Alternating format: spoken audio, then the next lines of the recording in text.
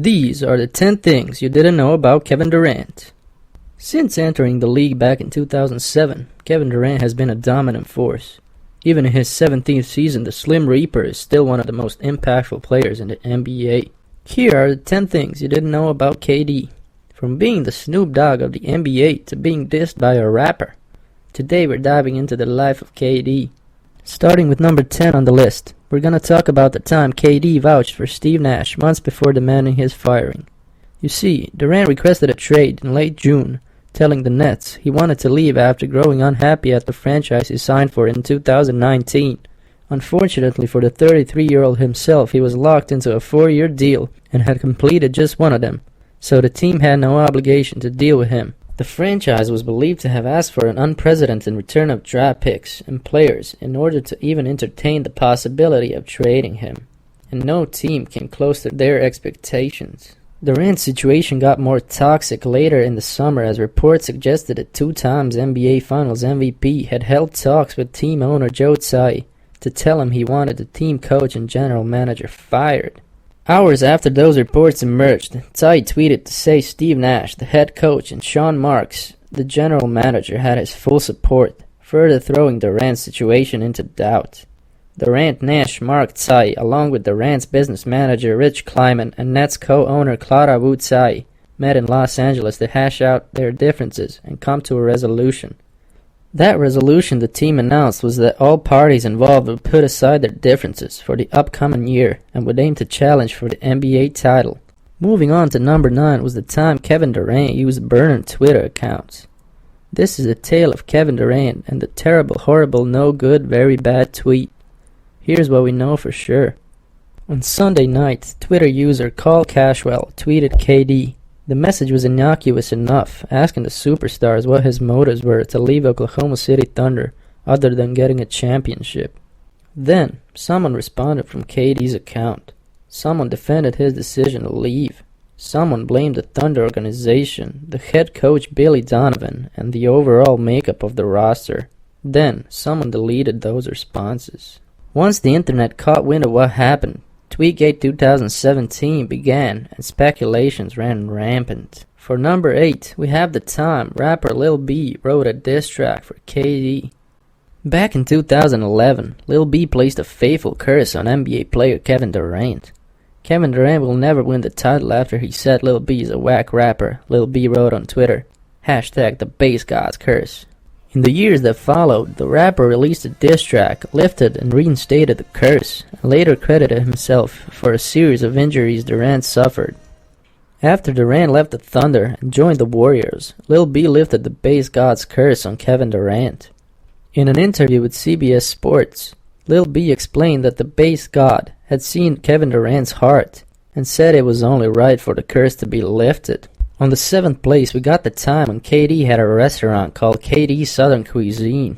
Miles away from his hometown of Washington, D.C., Kevin Durant had to put in some effort to get a home-cooked meal. So, he's done what any person rich enough would do in such a situation. He opened his own restaurant. KD's Southern Cuisine opened in the Lower Bricktown section of Oklahoma City. Durant said in a news release that he hopes the cuisine and atmosphere feels like home. A very, very expensive home, apparently. 3 weeks after Kevin Durant announced he was leaving the Oklahoma City Thunder for the Golden State Warriors, the local restaurant bearing his name temporarily shut down to assume a new identity. Moving on to number 6 is the reason why Durant wears his iconic number 35 on his jersey. You see, the number is in honor of Charles Craig, Durant's former AAU coach, who was killed at 35 years old. He was shot and gunned down in a parking lot in Maryland. Kevin Durant met his former coach when he was 8 years old at a recreational center in the suburbs of Maryland. Craig was one of the coaches at the center, and he taught Durant the basics of basketball. The hours they spent together in the gym kindled a friendship deeper than basketball. KD said he was just a caring and loving person that everybody would love to meet. Every time I step on that floor, I do it to win games and make him proud. At number 5, we have KD as the Snoop Dogg of the NBA. Durant has long been a big advocate for marijuana, to the point where he called for it to be removed from the banned substance list at least 3 years before it was legalized in NBA. Marijuana has since been taken off that list as part of the NBA and NBPA's new collective bargain agreement. KD said, "I just enjoy the plant. It's as simple as that." Number 4 is the time KD had a Twitter fight with the actor Michael Rappaport. The worst fights are the ones where there is no one to root for. That's what we had when a nasty Twitter scuffle broke out between Kevin Durant and Michael Rappaport. The participants here are not surprising. Durant loves to fight with people on various social media platforms, and Rappaport is often looking for attention. There was no warning before the fight broke out. Rappaport came firing right out of the gate by sharing a slew of very aggressive and profanity-filled direct messages that Durant had sent him last December. Durant was unfazed and offered this response. "Damn, KD, you need to go smoke some of that good stuff and chill out. Sheesh." At number 3, we have the famous tattoo on KD. This marks the second time Durant had a music icon inked to his left leg this year. Kevin Durant has a lot of tattoos. Like a lot. The most recent addition to his collection of body art, however, left a lot of social media users feeling some sort of way. Tattoo artist Steve Wybe snapped a picture of the superstar sitting patiently as Wybe finished up his latest masterpiece, an enormous portrait of Rick James's face on Kevin Durant's left leg. Some people tweeted, "Good thing KD got only his tattoo and not his hairstyle."